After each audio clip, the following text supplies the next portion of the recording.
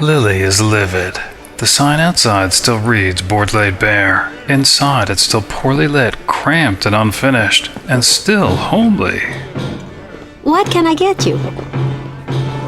And Wally Fryar, frumpy looking as ever, and apparently too daft to follow simple instructions. And she hasn't forgotten about the boots either. Oi, what can I get ya?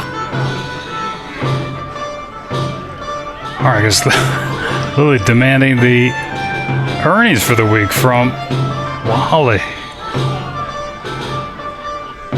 Sorry, Lilly, but it hasn't been long enough to work the books out. Gotta wait a week between payments.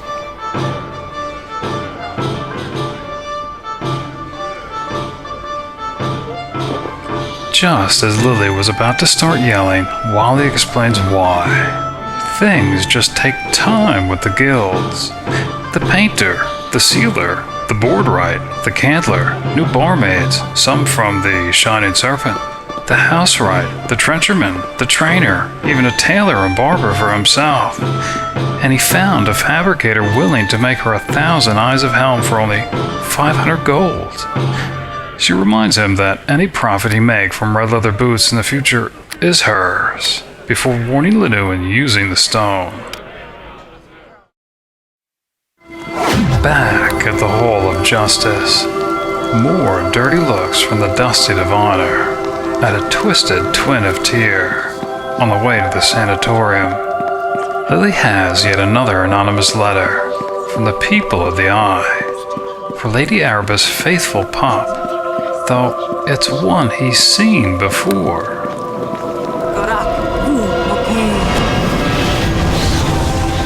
She's hoping he won't remember. And hoping that the Watch Knight or any of his priests haven't heard of her plans to sell Eyes of Helm. Soon, she'll be selling thousands of them in the very district the Helmites have abandoned. Hello again, and well met as always. Is there something I may do for you? Alright, Lilly reporting yet another anonymous letter from the people of the Eye. A cult in Neverwinter is dark news indeed. Although it's not necessarily news. Alright. Yeah, that's they're objecting to any time-consuming investigation.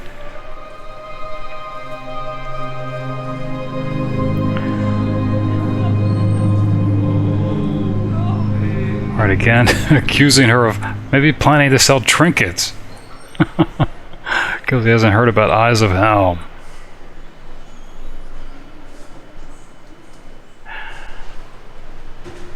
Alright. Fenthick apologizing for Dasther's behavior. And he's again expressing his intent to follow every lead to find out who's behind the suffering of Neverwinter. Yeah, I think she was hoping for a bit of reward. We're lucky to have a woman like you to help us in this matter, Lilly. Giving her 300 gold pieces. Of course, it wasn't easy to obtain. I imagine you went to great trouble to acquire this evidence, Lilly.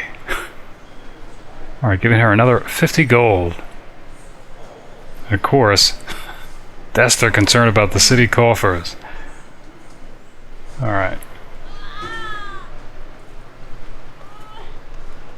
Go with the blessing of Tyr upon you. What a fool. Had she known the Abbot was so quick to forget, she would have had a scribe forge copies of earlier notes. That could have been an easy 700 coin for the first two alone. Linu's little adorer asks where they've arrived from. Blacklake. Did she hear about the zoo animals? The wolf ate all the other animals and died from overeating, I suspect, but not before one of them took a bite from its back.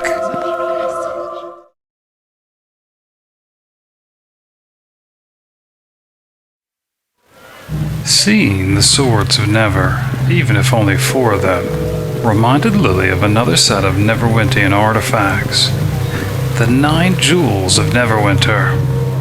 9 fist-sized gemstones, each of a different type and hue, enchanted long ago by a cabal of wizards who sought to rule the city, though they ended up using the stones against each other, destroying the conspiracy.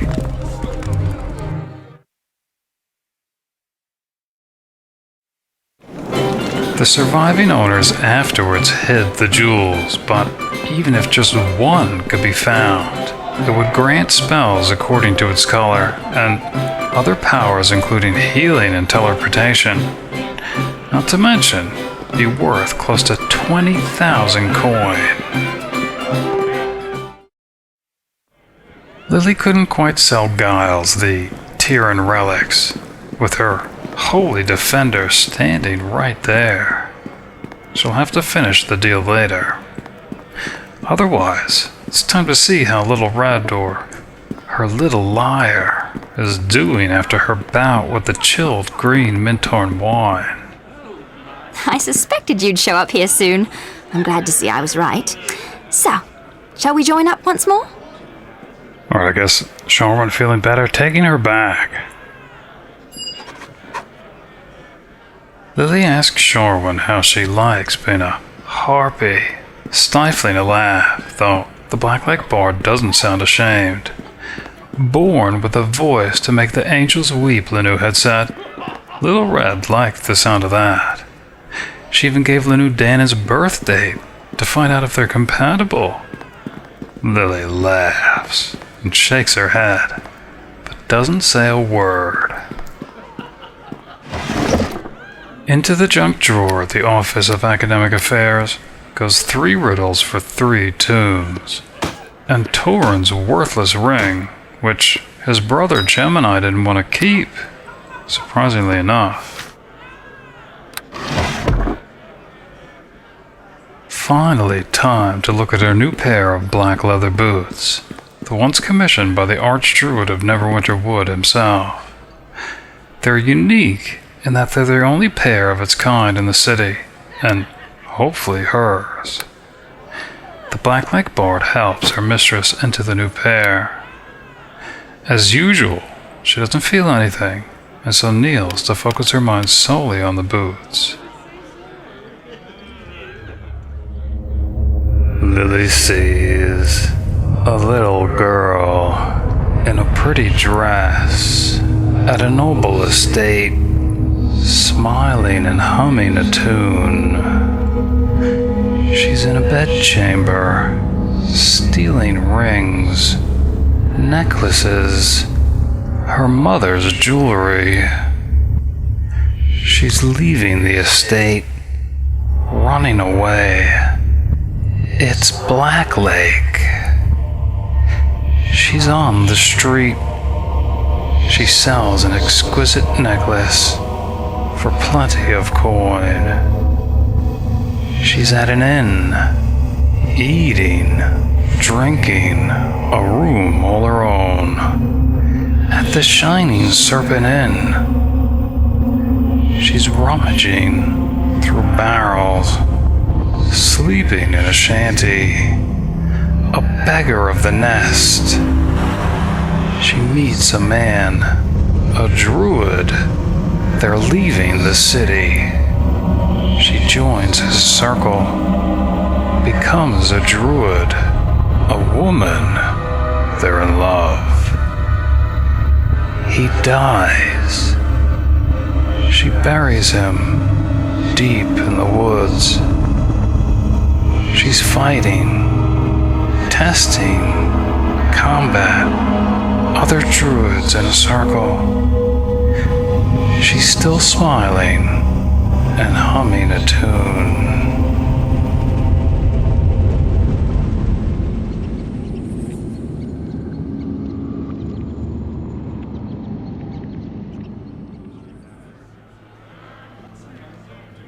Not her old worn-out boots, but finally a previous owner she could at least locate. Well, besides Wally Fryar, of course, and likely a druid in the Neverwinter Wood.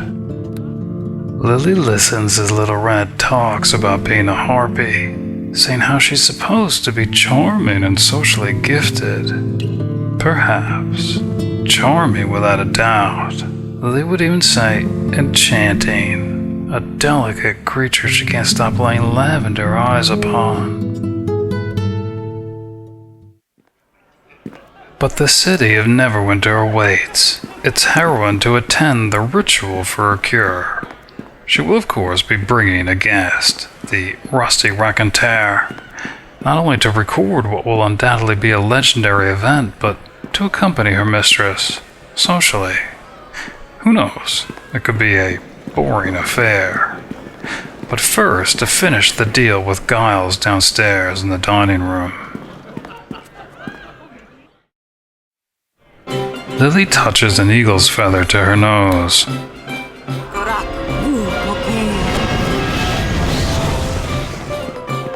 She needs all the help she can get, as these are black market items with few buyers.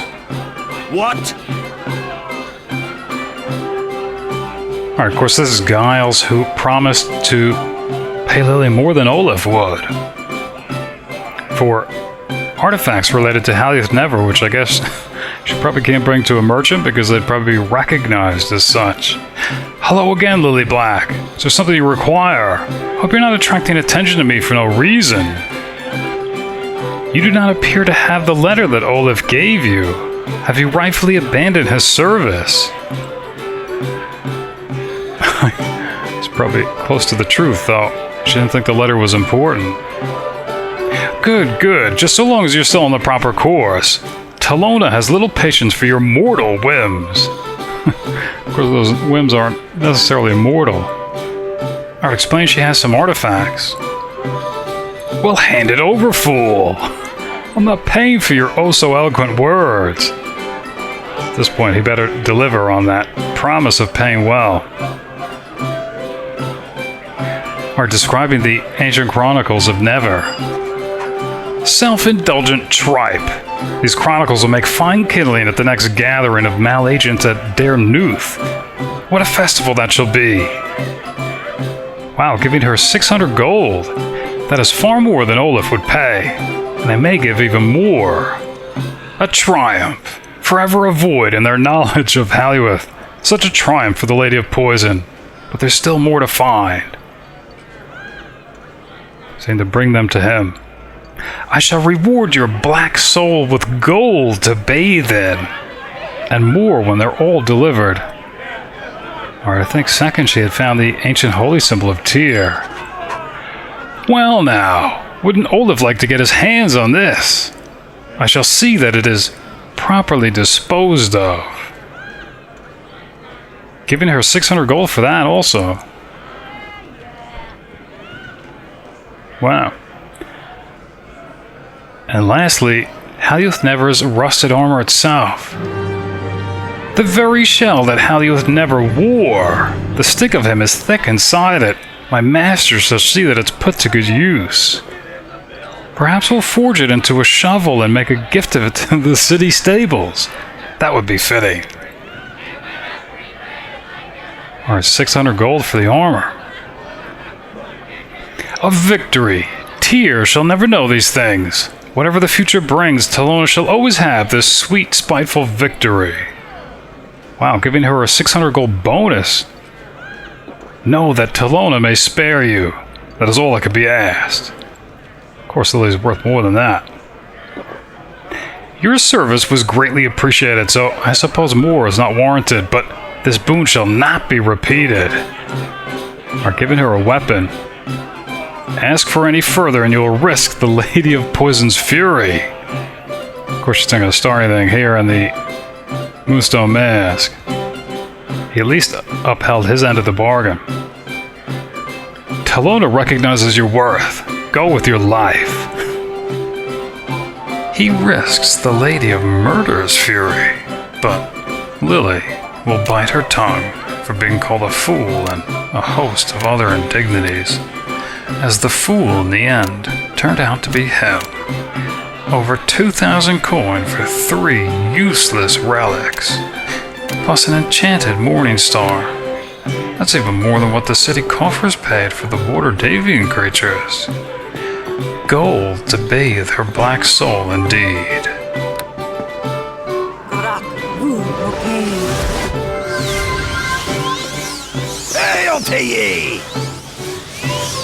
Alright, trading with Torgal. While trading at the Mask, Lilly overhears news of Uthgardt, the barbarian companion of Drizzt Duerden, whom she met south of Smallteeth Pass 3 years ago. Word is he returned north to his home of Icewind Dale, arriving the 1st of this month. She hadn't realized he was so famous. Uthgardt is from the elk tribe of his home region led by Heafstaag, not to be confused with the Uthgardt elk tribe of Flintrock led by Zokan Thunderer. Lilly wonders if the shared name is cause for a barbarian war. Ridiculous.